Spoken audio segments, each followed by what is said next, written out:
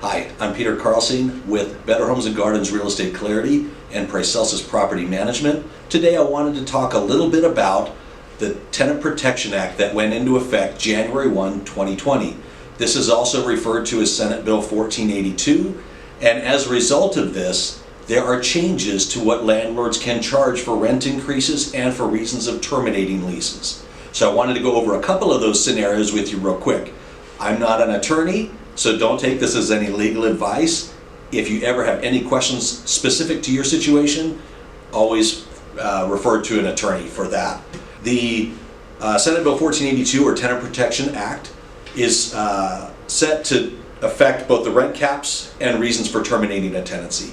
So a rent cap, they've gone through and they've said a landlord cannot charge more than 5% plus the change in CPI, the Consumer Price Index, each year. So a maximum increase in rent is set not to exceed 10%. Currently, that's about 8 to 9%. And when they're looking at the CPI numbers, they're measuring for San Diego County, March over March. So it doesn't affect, it's not all of California, it's not the nation, it's not Southern California, it's specific to San Diego County for here.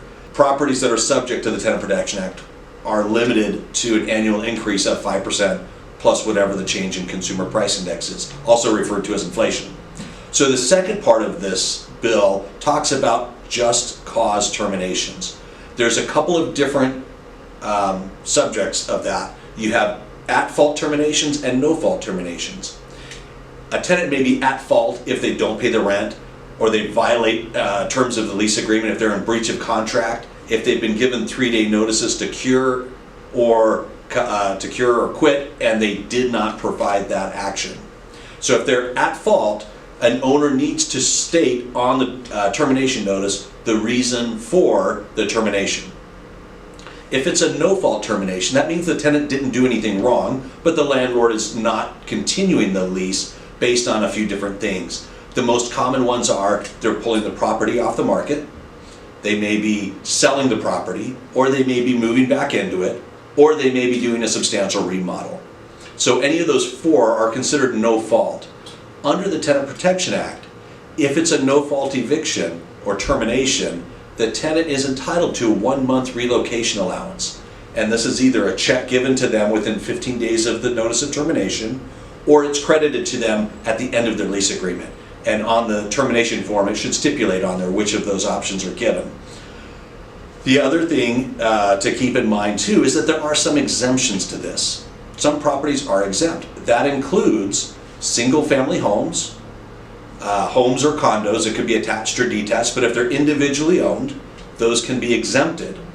The other ones that are exempted are properties that could be multifamily units, but are less than 15 years old. And they would be exempted until they hit that 15th year. And then from year 16 on, they would then be subject to the Tenant Protection Act. And that's based on when the certification of occupancy is given to them. So in order for a property to be exempted though, it has to have the proper legal verbiage in the lease agreement excluding the property from the Tenant Protection Act. By default, all properties are subject to the TPA unless they're excluded. So if the lease agreement was done prior to January 1, 2020, make sure that there's an addendum in there that has the right wording in there to exclude the property from the TPA. Otherwise, when the owner goes to sell the property or move back into it, they may be out 1 month of rent because they have to give that to the tenants as a relocation allowance. So I hope that this has been helpful and informing. If you have any questions, feel free to reach out to me. Again, none of this is legal advice, but I do have some great attorneys that I work with that would be happy to help you out.